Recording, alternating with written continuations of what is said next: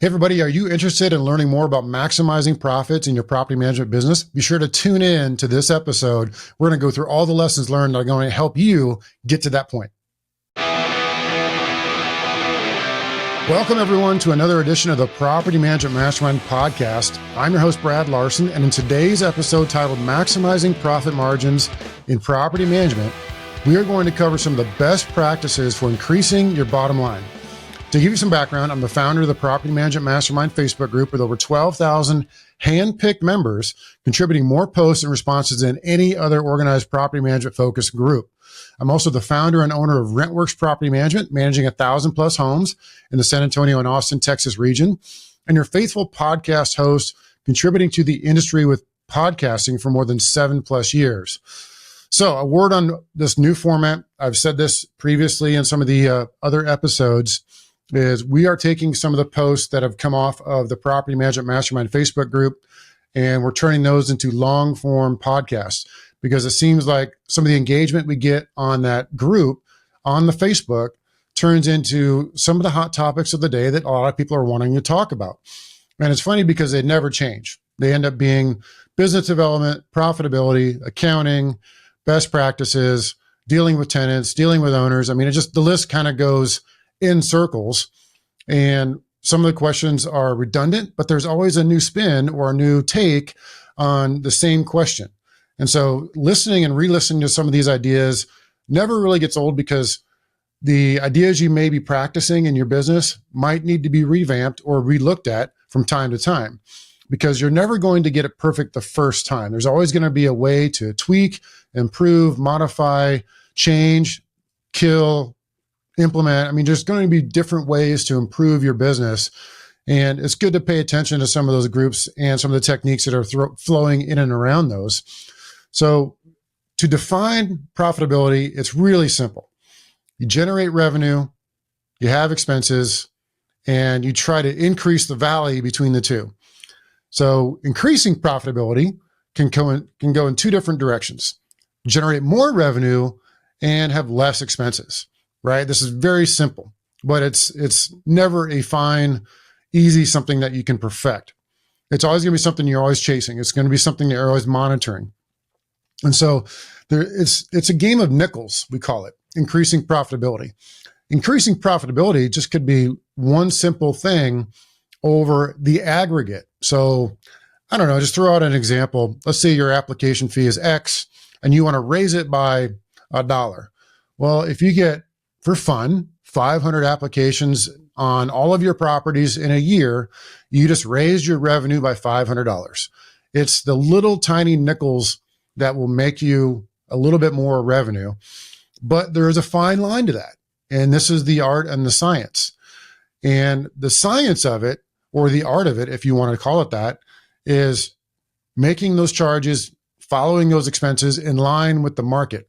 And the market is a pretty loose term, because different markets do different things. And so this is another part of increasing revenue that, again, you just have to pay attention to, not only to your surrounding market, if you have enough players to look at, but also on the national scale, because what you do in small town, wherever state might be the way in small town, wherever state, but the owners, the tenants, the vendors, that defines the market.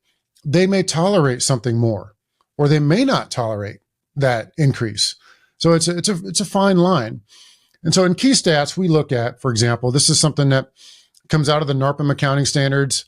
So to give you a quick background of the NARPM accounting standards, I formulated the NARPM accounting standard idea. I stole it from a bunch of different people. I put it in a format in a written content. We presented it to the NARPM accounting board, NARPM board of directors, said, hey, this is a great idea that we feel should be implemented, and we can call it the NARPM accounting standards or whatever the heck you wanted to call it. I presented that to the board. They liked it. They voted on it. They adopted it. And then they hired Profit Coach, and Profit Coach actually created them in long format. So I kind of feel like the godfather of it, but I didn't actually do the work. So I don't want to take credit, but I do want to say somebody had to stand up in front of the board of in NARPM and say, hey, this is something that we need as the industry. It's the language of accounting that is missing. And so I would go back to you and challenge you to adopt the NARPM accounting standards, look at them, adopt them. They're so good. I mean, Profit Coach did a great job in creating those and implementing them. And kudos to NARPM for listening to my dumb idea and giving me a forum to present that to the board for adoption. That is some of the metrics that are going to help you run your business to help define profitability. Okay. Because if you don't have a language of uniform speaking terms, there's no way to actually define if you're doing good to your left and to your right. You could be doing good, at least in your mind, but are you able to compare that to your peers? I mean, some things are universal. Profit margins are going to be universal. How you define those is going to be the challenge. So inside of the NARPM accounting standard, some of the key stats that we always look at are management fee revenue per door, non-management fee revenue per door. And when I say per door, I would say per unit under management. And that's another fun topic. Total company revenue per door, your profit margin, and my favorite one is profit per unit. Okay, this is not always clearly defined, and this can change to however you want to do this, but do you only count the units under management that are occupied? Think about that for a minute. Okay. If you're managing 1,000 homes, managing 100 homes, and 10% of those homes are on the market to be leased and are vacant, are you counting that as a unit under management? Okay. So this is what we do because we continually charge a management fee for that home under management, even if it's vacant. We still do the work. We still have all the liability. We still have to do the leasing. We still do the walkthroughs. We still do the make ready. It is under management in our opinion. And we feel that is a valid, justified thing to charge, even if it's a vacant unit. Now, we're actively trying to get it leased, of course, because we actually improve what we make per month or per unit by having a tenant in place with all the different fees that we charge, which I'm really not going to get into the distinct fees because we're talking about a broad scale, broad umbrella of increasing profitability. And again, going back to that definition, increasing revenue, minimizing expenses, that's your bottom line. So we have some great questions that I want to throw out there because it kind of dives into how we want to answer those as far as the big question of like, okay, how do you increase revenue? What are the key strategies for maximizing profit margins in property management? First, increasing revenue. That could be tenant programs. That could be your application fees. That could be pet fees. That could be any sort of a tenant owner resident benefits programs. There's lots of those out there. Those are getting scrutinized, but they're still very popular. It could be any sort of add-ons that you wanted to throw in there that tenants may be obligated or voluntarily be charged for services. And you start looking at some of these apartment complexes, they have concierge services for garbage that you can pay for dry cleaning you can pay for. That doesn't really work or translate that well into single family homes, but sometimes there are those additional optional services that you could offer to those tenants to purchase into. And that could be quarterly or monthly, pest control. It could be twice a year carpet cleaning. Now I'm just spitballing ideas, but those are things that you may have to look at. And I would say take ideas from the market being defined as the nation, the single family home industry, and your local market. That defines what you should be looking at. The owner management fees, of course, those need to be in line with the market. And this is where we've made mistakes in the past. This is always a fun conversation. So we've come full circle on what we charge in management fees, which is going to be a big chunk of your revenue. The management fee revenue to your non-management fee revenue could or should be very close to the same. It might be a 50-50 split.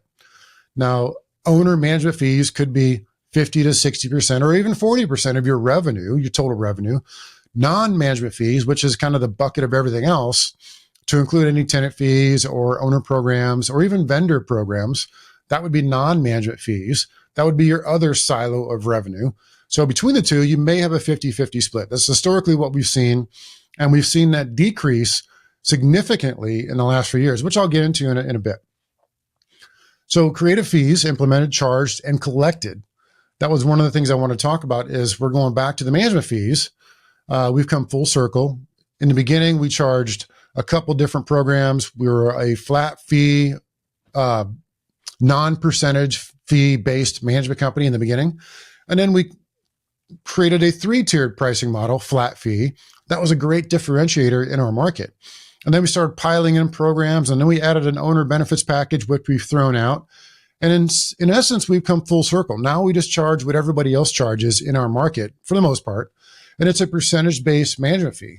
I do feel that a 3-tiered percentage-based management fee could work, especially if you're doing the good, better, best pricing.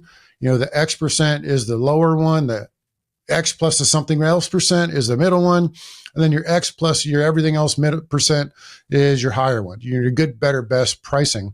To get to the better pricing, you just got to be creative, and maybe there's some ideas you could follow with other companies where they're throwing in all kinds of different services. They're throwing in quarterly pest control. They're throwing in no leasing fees. I mean, they're doing all kinds of things to make that X percent, the highest percent of the 3-tiered pricing model, look more attractive, because there is some psychology behind that pricing. There are owners that look at your services and they don't care what it costs. They want the best of everything. And that's a 20% of the population, maybe 10 if you want to argue. And then you have the other 10 or 20% that say, I want the cheapest of everything. Don't charge me anything else but the bare minimum. Okay, so that could be 10 or 20%. So let's split it down the middle, and you call it 15% on top, 15% on bottom. That's 30%. That leaves you 70% in the middle. They call those the anchor pricing point. And so if you want to go 20%, 20%, that's 20% on the bottom, 20% on the top. That leaves you another 60% in the middle that are going to take that middle of the road pricing, and you still win because you're getting the business. So it goes back to the 3 standing orders that we have inside of RentWorks: get the business, keep the business, provide exceptional service. So the chicken and egg concept. Okay, you can't have a revenue if you don't have any business. So you have to go get the business first, which means you have to have good, solid, not necessarily overly creative pricing, but you have to have something that is fairly attractive to your market so you can first get the business. Keeping the business is a whole service-oriented, market-based, what's going on with you, all the other stuff. That's keeping the business, to include your sales process if they want to sell the home. Another great method to keep the business is to never let that home leave your inventory. If you have a way to turn those owners that say, I want to sell, if you turn them around and say, okay, you're going to sell to me as the owner, you're going to sell to one of my preferred owners that want to buy straight from you in some sort of pocket listing concept, or we have a list of folks that we can go generate business from by putting it in the MLS and only selling it to investors. However, your techniques, keeping the business, one, is providing exceptional service, in addition to making sure those sales never leave your inventory. I know we're talking about profitability, but profitability goes back to those 3 processes of get the business, keep the business, provide exceptional service. The other word on that is creative fees. Okay, we talked about that just a second ago. Implementing those, you cannot be afraid of implementation. And again, you don't have to be overly creative. You don't have to necessarily come up with a new fee that's no one's ever heard of. There's lots of fees. There are lots of fee gurus out there that will tell you what to charge. They've been around for 15 or 20 years. It's nothing new. I mean, Australia has become amazingly good at that. For example, Australian gurus, Dennis Youssef, for example, Darren Hunter, those guys, they've been putting out, especially Darren, they've been putting out the fee model for years and years. I mean, decades plus, because Australia they have a system to where tenants are basically protected. They're like an endangered species. They're protected to the hilt, where they have to get very, very creative. And some of the people that talk about it, it kind of boils down to anything you do in this business outside of your normal scope of services, you would charge for. It's kind of a simple way to look at it. So, okay, Mr. Owner, you want me to run by your home tomorrow to check on the garbage cans? Yes, we're happy to do that. And here's what it's going to cost. Okay, yeah, you want us to check on your mail? Yes, we can do that. Here's what it's going to cost.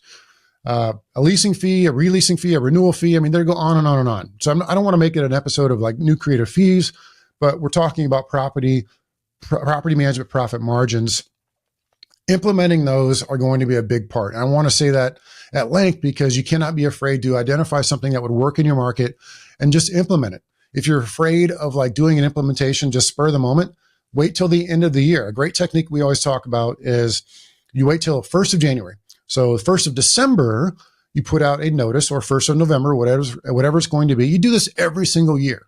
And it's policy changes effective 1 January, you insert the year. So 1 January this year, we're implementing 1, 2, and 3 changes. You do that every single year. So that way your owners get used to it. Okay, the new adapted changes that we expect for next year, they're coming out in December as a 30-day notice, going into effect the 1st of January. That could be tweaking whatever different things you're doing, implementing a new fee, whatever you're going to do, just whatever it could be. Get them used to a implementation of new ideas or concepts or policies the 1st of January every single year. So that's implementation. Make sure they're charged. Okay, yeah, I get it. But I'm going to tell you a side story. Make sure those fees that you implement are charged. We had a leasing agent in our office that was full-time salaried, that was leasing homes full-time. They're collecting the applications. They're deciding on, who we're going to rent to in conjunction with the owners and feedback from the property managers. And then they're getting a lease drafted. They're getting a lease signed. They're collecting security deposits. They're helping move in the tenant, et cetera. A leasing professional, director of leasing, if you want to call him that. Well, that director of leasing that's no longer with us was not charging a leasing fee, not charging it. The fee had been implemented from day one. It's in the property management agreement without fail. They were not charging that leasing fee. And Melanie, our CEO, did an audit, caught that. And I think we missed out on about 3 or 4 months of leasing fees. And it was in the 60, 70 count as far as leasing fees that were not getting charged to the owners. Well, naturally, we had egg on our face. We had to hand select who we were going to go back to and say, hey, we screwed up. We fired that person. And now we have to charge you a leasing fee, even though your tenant's been in the home for 3 months or 6 months, whatever it is. And we weren't charging that leasing fee. So you get it. We implemented a leasing fee a long time ago, basic, blocking, tackling inside a property management agreement, but it was not getting charged to the owner. So any sort of those programs have to get implemented, get charged, and then collected. That's another one. Okay, if you charge a fee but never collect it, that's the same as not even charging it. And that's pretty standard in tenants. So tenants, you may have for example, you might have a late fee, and okay, it's getting charged on the tenant ledger. The tenant vacates and doesn't pay the late fee. So are you taking it out of their security deposit? Are you asking them to pay that back? Are you putting that in front of a judge for payment? Are you filing a collection? Do not have the answers for you and those questions, but are you collecting that charged fee? Are you waiving charges? Because, here's a great example of that. Our staff members waiving charges in the background. You charge something and then somebody screams about it and then they don't collect it and it's removed. Is that happening in the background that you don't know about? So as the business owner, you do have to pay attention to that. It's never a perfect solution. You're going to have, if I'm a softie sometimes, if you get an owner or a tenant that comes to you and says, this hurts, my dog ate my homework, whatever it's going to be. Yeah, I could be a little soft sometimes, and my staff members are better at that than I can be because they're more policy rigid. And I think that's what you want. Staff members definitely need to follow the policies and procedures. They're in black and white. You are obligated to pay X fee, owner, tenant, vendor, whomever it may be. And yeah, you need to pay it. I mean, that's all there is to it. You need to pay it. We have a 0 tolerance policy on rent collection, for example. So if a tenant does not pay rent, we don't waive late fees. That's part of 0 tolerance. A good property manager will take an average, meager, so-so tenant and turn them into a great tenant because they don't deviate from that lease agreement at all. Where self-managing landlords get into trouble is when the tenant calls them on Thanksgiving dinner and they answer the phone. That's number one mistake. Number two, I can't pay my rent coming up in December in a week. I lost my job. My dog ate my homework. Okay, that's fine. Just pay me whenever. Whoa. Okay. That just tells the tenant right there, I can walk all over you like a front door mat. So I'm going to take advantage of this scenario. And of course, they're never going to pay on time because you, the owner, the self-managing landlord, let those tenants walk all over you. We, as a property management company, I would encourage all of you to do the same. Adopt a zero tolerance policy for rent collection, period. There is no waiving of late fees. There is no non-filing of evictions. As soon as they hit that mark, you go through the processes to post notice, to file the evictions, to charge late fees, and never deviate. One, that's a fair housing situation.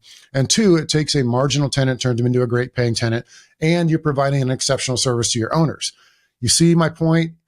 A fee collection system is not necessarily a money grabbing foray into capitalism. It can be following your policies and procedures to the letter, which turns a marginal tenant into a great paying tenant. Okay. Part of that is the KISS model, keeping it simple on the pricing model with what you're charging for management fees. To come full circle on that story, we now charge a one flat rate, percentage-based management fee. And we secret shopped all of the major property management companies in town. We looked at what they're charging and we said, we don't have to deviate any longer from what everybody else charges. We know we provide an exceptional service. We know we have awesome Google reviews. We have a marquee office space. We have a tremendously good staff. We have great processes. We do the basics very, very well. We have innovative programs. We don't need to deviate from what we charge. So that's, again, we've come full circle. And it's just like when you start in a management business, you might be a solo entrepreneur starting and you're going to be doing all the kitchen table business development presentations to owners that want to hire you. And you're going to tell an owner, yes, Mr. Owner, I'm the only one you're going to talk to. My name's on the door. I'm going to answer my phone 24/7. And then, okay, you sign up 100, 200, 500, you get into a bigger property management company level. And you may get to the point where you never talk to an owner. I would think that 80% rule, let's go to the 80-20 rule. 80% of the property management entrepreneurs out there never want to talk to an owner if they get to a certain point. I don't talk to owners any longer. We have very good staff members to do that. I think it's a system that we all strive for at some point, at least at 80-20. 20% of you may say, you know what? I like talking to owners. I want to make sure that they're getting a good service. There's nothing wrong with that. I love that. That's fantastic. And that's a very good business to build and strive for because I think it pays dividends on the backside. Because if that owner wants to sell, if you're such a good broker, owner, entrepreneur, salesperson, they're going to hire you to sell their home. So that has fringe benefits that are very difficult to quantify because we look at it in two different distinct silos of business. One, you have your management silo and then you have your sales silo. And if you're not combining both, you're missing out on the sales silo. And I think that's something that we all want to strive for, at least into a certain extent. So how can efficiency and value optimization contribute to profitability? Minimize mistakes. This was a great one. Okay. Let's go back a little bit. I want to talk about decreasing expenses. Staffing. That's the number one expense. Tony Dross did a very good drill before the NARPM accounting standards was put on. This would have been 10, 11 years ago at a NARPM broker owner conference. And he talked about staffing was pushing 50 to 56 to 60% of what is coming out of a property management revenue. Staffing, 50%. Well, now that has decreased big time on average because of remote team members. The remote team member phenomena has been the biggest expense decreasing event to come to this industry since software, basically since property management software. Instead of using an Excel spreadsheet or instead of using stubby pencils on paper, where that software and then the remote team member usage and adoption has become the biggest event inside of property management to decrease expenses. Other mistakes that you want to avoid: overspending. You want to get rid of ineffective programs. And one thing that we've adopted here recently is a quarterly review to look at all of our expenses with our key team members and identify line by line by line by line what can be reduced or eliminated. First time we did it, we found 4, 5, 6 different softwares that we weren't using that were redundant that we're able to get rid of right away. And then also you can set budgets, for example, a food budget. We believe in the snack concept at the office. We believe in lunches at the office. We also believe that it's pretty easy to overspend on that. And so we started to look at, okay, let's establish a budget for a monthly budget for what we can spend on our staff, snackies, lickies and chewies for the staff is great stuff. Make sure you have ineffective programs are looked at and eliminated. We didn't really talk about it at length yet, but one of them circles in and around an owner benefits program. We put that into place. I did a long podcast on that. And we looked at our pricing model. We changed it. And then we had both in place. And we were hurting for signups in first quarter of this year. So we quickly looked at the expenses and we saw the owner benefits program as costing us money, like costing us way more than we thought it would be worth. And owners just didn't see the value in that program. And we were giving them so much value. And I thought it was tremendous. We're giving them thousands of dollars of value a year for a couple $100 a year in charge. I mean, it was really a 1-to-8, 1-to-10 ratio as far as what they were spending and what they were getting, but they didn't see it like that. Okay. And so the market, defining as owners, said, hey, this is not a program that we really dig. We looked at the expenses of it and we said, you know what, we're just going to go back to charging ad hoc. So if they want a service that we included previously in an owner benefits package, now we charge it ad hoc. We took the ad hoc projected services, we eliminated the expenses, and we looked at it and said, whoa, this is something that we do not need to do any longer. Obviously, the owners were okay with it in the beginning when we first had it in a different pricing model, but now it's not going to fly. So we quickly eliminated that. And that was a huge expense that we took out of the business, but that could have been the effect of a shiny penny syndrome, which I named in my notes, a shiny penny syndrome. Ooh, look at this new program. Ooh, look at that new program. Look at this new fee, that new fee. And then you start implementing those and you got to pay attention to them. Paying attention to them goes back to the beginning of having good accounting standards. In all of our accounting methods, we have a redundant program. So there's two different distinct factions of groups looking at our accounting, looking at our initial accounting from our internal staff to our outside accounting with our CPAs that oversee that. And that helps eliminate mistakes. It is so good in so many different ways. It prepares you for tax season that much easier. It keeps you in very good ground with your accounting. And so when you start looking at the programs like that, hey, do I want this program? Do I not want this program? That's where you lean on. All right, now let me ask the question again. How can efficiency and value optimization contribute to profitability? We talked about 3 standing orders, and the efficiency is going to come from those systems and processes being documented, reviewed, implemented, and supervised. You can't manage what you okay, how does that saying go? Well, I'm going to butcher that. I'm just going to skip it because the value optimization, I said later on in my notes, comes with a mindset of providing exceptional service. We are in a service business. Do the basics well and things will work out for themselves. I did want to get to this right away because the mindset of providing exceptional service. All right, I mentioned that a couple different times. It's in our 3 standing orders, but we went so deep into that as a group, we decided to define how to provide exceptional service. Okay. Provide exceptional service. How do you do that? So we wordsmithed this. I started it off with about an 80% solution. My office came with a few tweaks. We perfected it. We put it into an 8x14 poster that goes into every single office. We put it into a giant poster that goes into our bullpen area. And it reads how to provide exceptional service. And I'll just kind of read through them. And then you can wordsmith them on your own or steal them verbatim. Make the extra phone call. Return emails in 4 business hours or less. 0 mistakes on owner statements. Proactively communicate any potentially negative issues. Know and understand company policies. Be calm, kind, and courteous to all people. Treat all repairs as if it were your home. Personalize your responses. Help customers help themselves. Complete security deposit itemizations early. Make ready repairs complete in 10 days or less. Earn and ask for 5-star Google reviews. And that is how to provide exceptional service. Because I think it's important when you start talking about maximizing your profitability is not just increasing revenue and decreasing expenses. Okay, that's sort of it. But at the end of the day, it all leans back onto getting the business, keeping the business, providing exceptional service. Because if you don't have owners to manage, I wouldn't worry about profitability. You may not even have a business.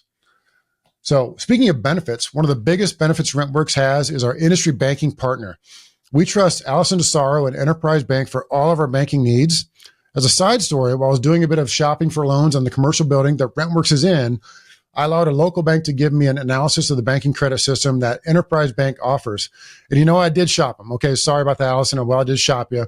Well, Enterprise Bank came out way ahead, like not even close. It wasn't even a competition. The banker actually came back to me and said, don't change because we can't even touch what Enterprise is doing for you.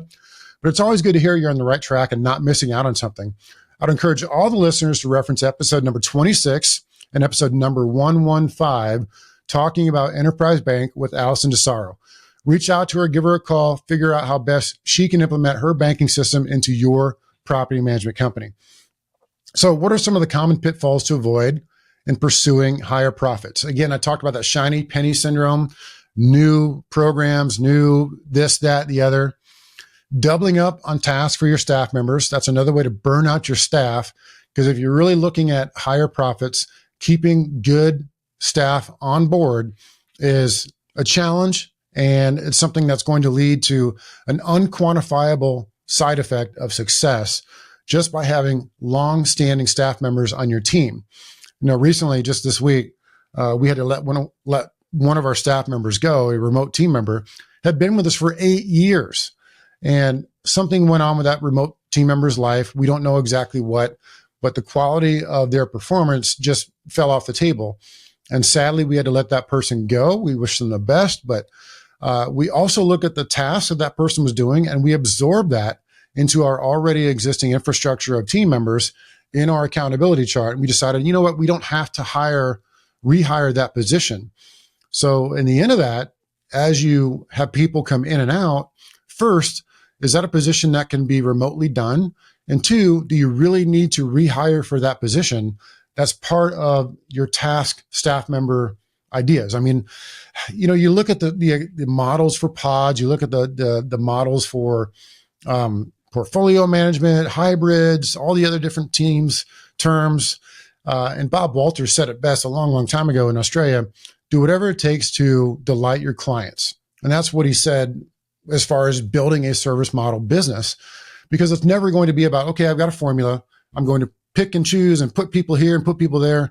Sometimes you don't have that. Sometimes you might have 2 or 3 or 4 key people that are already on your roles that you don't want to get rid of, that you may design your business around that. Sometimes you have to design your methods around the people you have. It's not always designing the people around the methods. It sometimes goes the other direction. So eliminating negativity from toxic owners and tenants is another key point. I mean, you're never going to get rid of it. Property management is a very tough business. You're dealing with 2 of the most emotional things in people, their homes and their money. Just security deposits alone is so much toxicity. It's so much negativity. You have to charge people money for something that they don't feel is charge worthy. And then you have to go back and forth and fight with that. You have to make sure that you keep that negativity away from your key people, away from you even. And that could be simple processes for security deposits. 1, you're sending it out in writing. You may do that hard copy. You may do it in a no reply email. Do not get into an email war with an outgoing tenant over a security deposit. It's just toxic. 2, you never talk about security deposits via phone. Never, ever, ever talk about it. If they call in and say, I'm going to scream my head off at you about a security deposit, you never talk about it. Make them submit any sort of issues about a security deposit in writing. And that could be a separate email. That could be a separate form. We like the form technique.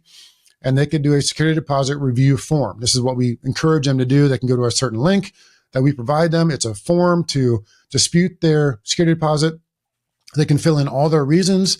They can provide all their own evidence. And you will tell them that you will review and get back to them within 5 to 10 business days, whatever policy you want to adopt.